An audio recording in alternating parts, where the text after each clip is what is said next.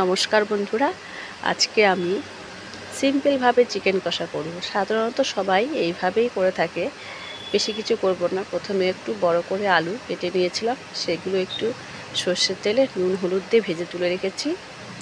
এবার ওই তেলের মধ্যেই আমি গোটা জিরে আর একটা শুকনো লঙ্কা তেজপাতা ফোড়ন দিয়ে দিয়েছি। একটু নুন দিলাম আর একটা টমেটো কেটেছিলাম, গোটা একটা টমেটো বড় সাইজের, সেই টমেটোটা দিয়ে দিলাম। টমেটোটা বেশি দিলে কালারটা ভালো আসে, ওই জন্য।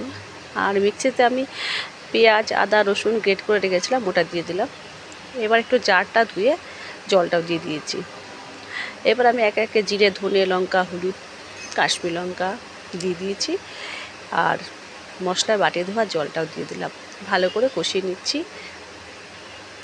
আজকে আমি শর্টকাটে রান্নাটা করছি, বেশি কিছু ঝামেলার মধ্যে যাচ্ছি না। কেননা ছোটো ছেলেকে নিয়ে আজকে খুব দৌড়নো আছে, ওর ড্রয়িং কম্পিটিশনে এক জায়গায় নাম আছে, ওখানে যাব, তাই রান্নাটা তাড়াতাড়ি সেরে নিচ্ছি। কটা কাঁচা লঙ্কা চিড়ে দিয়ে দিলাম। ওটা হয়ে গেলে ড্রয়িং কম্পিটিশন থেকে আসতে না আসতেই আবার ড্রয়িং ক্লাস আছে। এবার একটু স্বাদ মতো নুনটা দিয়ে দিলাম, সেই ড্রয়িং ক্লাসে আবার নিয়ে যেতে হবে, তারপর আবার আনবো, তারপর আমার আবার ডিউটি আছে। ওই জন্য চিকেনটা কষিয়ে রেখে যাচ্ছি। এসে শুধু ভাতটা করব, তাহলে হয়ে যাবে। বেশি কিছু করব না আজকে, শুধু সিম্পলভাবে একটা চিকেন কষা করব। আমি চিকেনটা আগেই ম্যারিনেট করে রেখেছিলাম নুন হলুদ সর্ষের তেল দিয়ে ভালো করে। এবার আমি চিকেনটা দিয়ে দিয়েছি। চিকেনটা ভালোভাবে কষিয়ে নিয়ে এবার যে আলুগুলো ভেজে রেখেছিলাম সেই আলুগুলো দিয়ে দিলাম, দিয়ে ভালো করে একটু কষাবো, একটু চাপা দিয়ে দিয়ে কষাবো।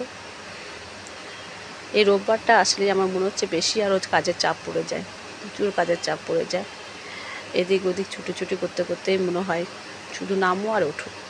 এই হুটোপুটি করতে করতেই যাবে আজকে। ভালোই লাগবে একদিকে, ওদের যেখানে ড্রয়িং কম্পিটিশন হবে অনেক বাচ্চা বসবে, তো ভালো লাগবে। ওইখানটায় থাকতে হবে, কিছুক্ষণ থাকবো, ঘন্টা দুয়েক মতন লাগবে। ওই জন্য কাজটা সেরে রেখে গেলে আমারই সুবিধা, এসে নিয়ে ভাত করতে তো বেশি সময় লাগবে না। ওই জন্য তো ভালোভাবে কষিয়ে নিয়েছি। এবার জল দিয়ে দিলাম, কড়াটা ছোট হয়ে গেছে, তো ভালোভাবে কষিয়ে নামিয়ে দিয়েছি। কেমন হয়েছে যদি ভালো লাগে তাহলে অবশ্যই লাইক করে শেয়ার করে দেবেন। সবাই ভালো থাকবেন, সুস্থ থাকবেন, সাবধানে থাকবেন।